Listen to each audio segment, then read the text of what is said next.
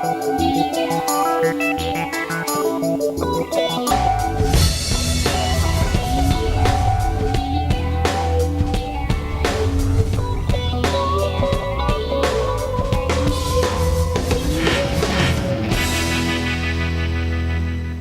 tal, amigos? Bienvenidos a una emisión más del programa Ante la Ley. Mi nombre es Guillermo Tenorio y este programa llega a ustedes gracias a la colaboración de la Alianza para la Excelencia Académica APEA. El día de hoy trataremos un tema muy importante y sobre todo que tiene que ver con el bolsillo de todos nosotros, que son las crisis económicas. Y para ello tenemos a dos invitados especialistas en materia económica. Ellos son el maestro Arturo Dam, a quien le damos la más cordial bienvenida y le agradecemos que haya aceptado la invitación. Guillermo, con muchísimo gusto. Muchas gracias. Y al maestro Gabriel Pérez del Peral, que también nos acompaña en esta ocasión y a quien también le damos la bienvenida y las gracias por haber aceptado la invitación. Gracias por la invitación, Guillermo. Y pues yo les propongo que sin mayor preámbulo, porque este es un tema que nos da para hablar mucho, empecemos el diálogo ante la ley. Y la primera pregunta que les tendría que hacer, sobre todo para aclararle a nuestro auditorio la temática del programa, es qué debemos entender por una crisis económica. Maestro Dam. Bueno, yo creo que aquí tendríamos que empezar por distinguir un problema económico de una crisis económica o de algo todavía más grave como una recesión económica. Un problema económico puede ser el que tenga una empresa porque sus ventas un mes no fueron las que esperaban y entonces tiene ahí acumulación de inventarios, pero bueno, pues más allá del ámbito de la empresa, eso no pasa. Una crisis económica me parece a mí que es algo, primero, ya de mayor magnitud, alcanza a un mayor número de agentes económicos, ya sea por el lado de la producción, estoy pensando en las empresas, o por el lado del consumo, estoy pensando en el individuo, las familias. Y yo creo que una crisis económica está caracterizada por una situación tal que el funcionamiento normal de la economía empieza a entorpecerse. Es decir, la economía no sigue creciendo como lo venía haciendo, no se siguen generando los empleos que se venían generando, inclusive pueden llegar a perderse, eso en lo que llamamos el sector real de la economía, y luego por el lado de la estabilidad, llamémosle así, pues podríamos pensar en que la inflación empieza a repuntar, las tasas de interés empiezan a aumentar, muy probablemente el tipo de cambio de la moneda nacional contra alguna divisa empieza a devaluarse. Entonces yo creo que una crisis económica es una situación en la cual el desempeño normal de una economía, que no supone que no haya problemas, o sea, el desempeño normal de la economía, pues hay problemas, pero una cosa es un problema y otra es una crisis económica. Entonces yo creo que es cuando una situación entorpece, dificulta el desempeño normal de una economía. Ahora, lo cierto es que en una crisis económica participan varios actores. Hay el gobierno, la empresa, la especulación financiera. ¿Cómo interactúan o qué papel va jugando cada actor en una crisis económica? Aquí algo muy importante, y me sumo a la definición del maestro Dam, es que los mercados dejan de funcionar en forma fluida. El mercado, con su oferta y su demanda, pensemos en diferentes sectores, con la regulación, con la supervisión del Estado, deja de asignar los recursos eficientemente. De hecho, esa es la naturaleza de un mercado, poder mandar señales a través de los precios, reflejando los grados de escasez que hay en un sector y poder asignar tanto por la parte de la oferta y por la demanda. Guillermo, en una crisis se empieza a dificultar esta fluidez, se empieza a entorpecer esta fluidez en la asignación de recursos, y el Estado tiene la obligación de garantizar el cumplimiento de los contratos que hay en los mercados. Por lo tanto, debe de meterse para que se restablezca esta fluidez. O sea, el Estado juega un papel predominante. No, claro. Mira, el Estado juega un papel predominante en los dos extremos de una crisis. Muchas veces en la causa de la misma, porque, a ver, tú puedes como agente económico tener un problema y tú ser el responsable del mismo. Por ejemplo, como consumidor, si utilizaste de manera imprudente tu tarjeta de crédito y llegaste a un nivel de endeudamiento donde ya no eres capaz de pagar ni el mínimo que aparece en tu estado de cuenta mensual que te manda el banco,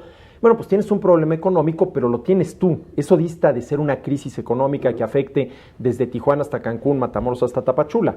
Pero cuando ya tenemos una crisis económica, muy probablemente en el origen de la misma encontremos al gobierno, encontremos malas políticas económicas, imprudencia en el manejo, por ejemplo, de la política fiscal, tal vez un déficit demasiado elevado que se te salió de control, una política monetaria tal vez muy laxa que te generó inflación. Entonces, cuando hay una crisis económica, yo creo que en el origen de la misma siempre hay alguna, vamos a llamarle así, Guillermo, imprudencia por parte del gobierno.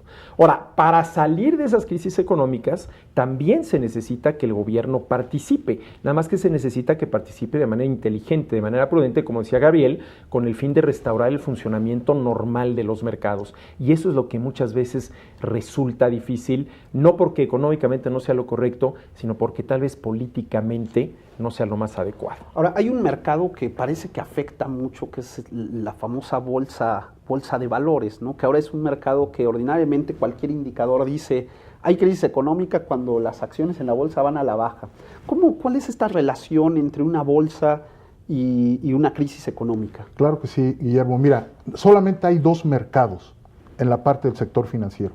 Está el mercado de capitales y el mercado de dinero. Son los únicos dos mercados a los que acuden las empresas para financiarse.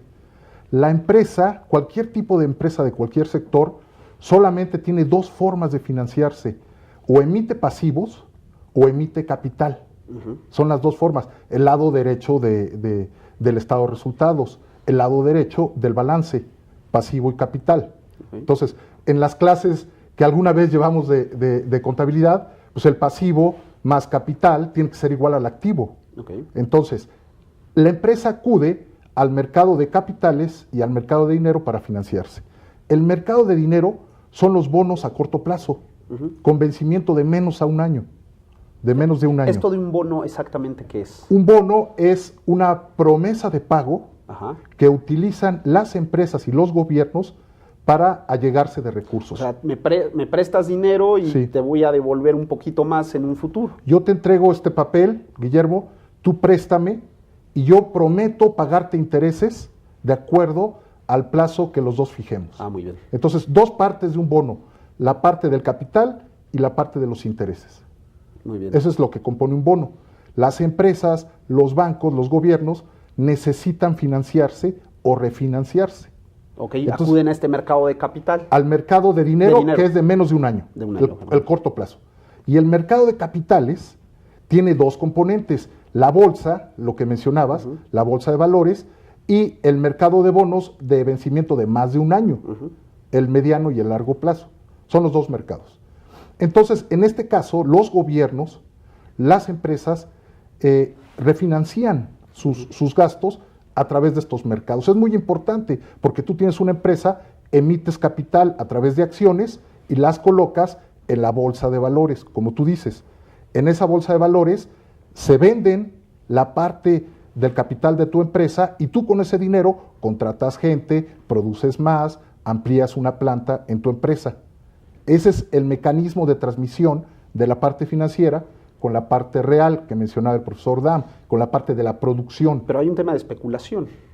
Bueno, aquí viene, ese es el mercado el mercado primario es cuando tú por primera vez colocas esas acciones, esos bonos. Pero al día siguiente empieza el mercado secundario.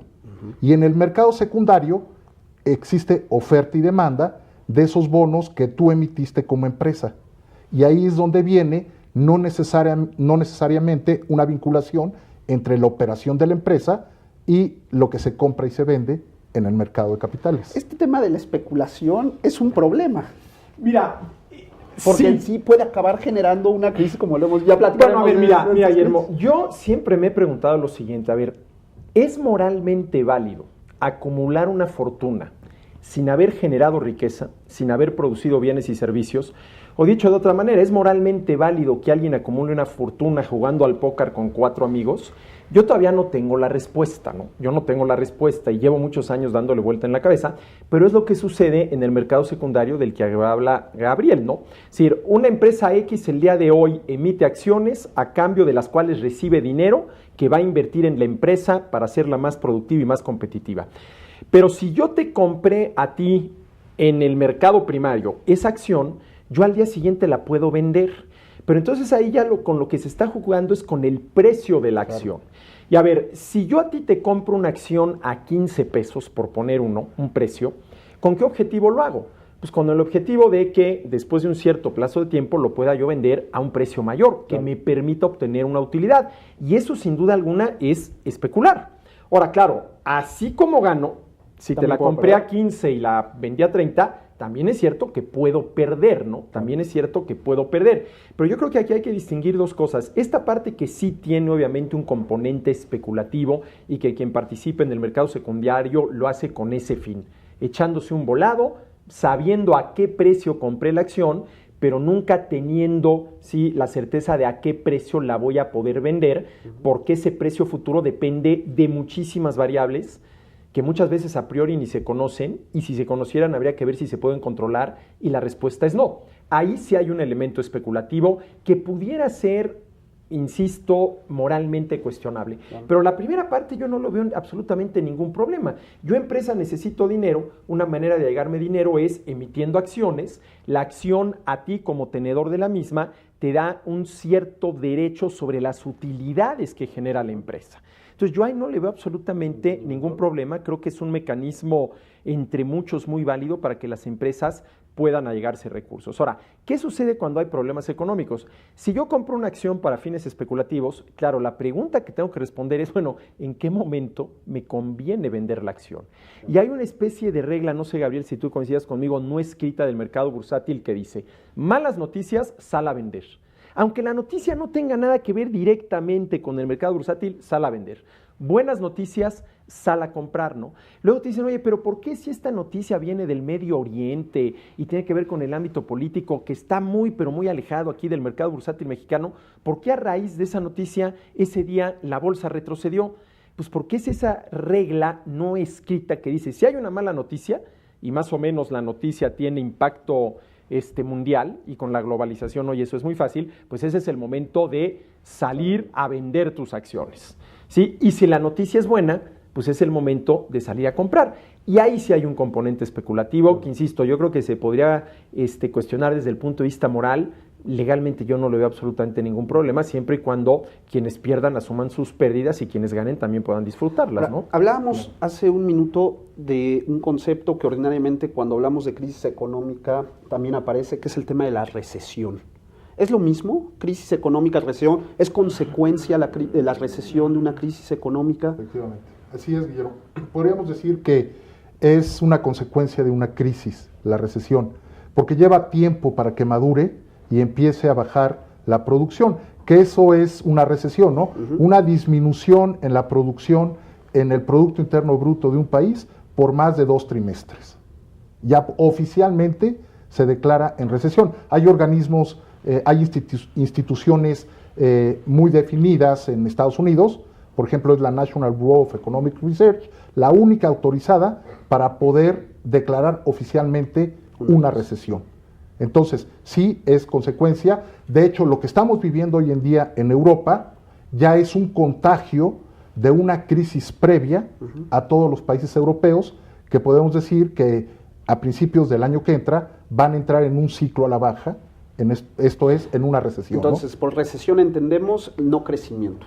Caída en el PIB. Caída en el PIB. Más que no crecimiento, una disminución sistemática en el Producto Interno Bruto por más de 2 trimestres. ¿Y esta recesión ya en el ciudadano de a pie se manifiesta en algo concreto? Exactamente. Aquí hablamos de indicadores. Hay indicadores. La gente deja de consumir. Empieza a haber desempleo, las empresas empiezan a despedir gente porque disminuye la producción. Por ejemplo, Europa le compra el 20% de las exportaciones a Estados Unidos.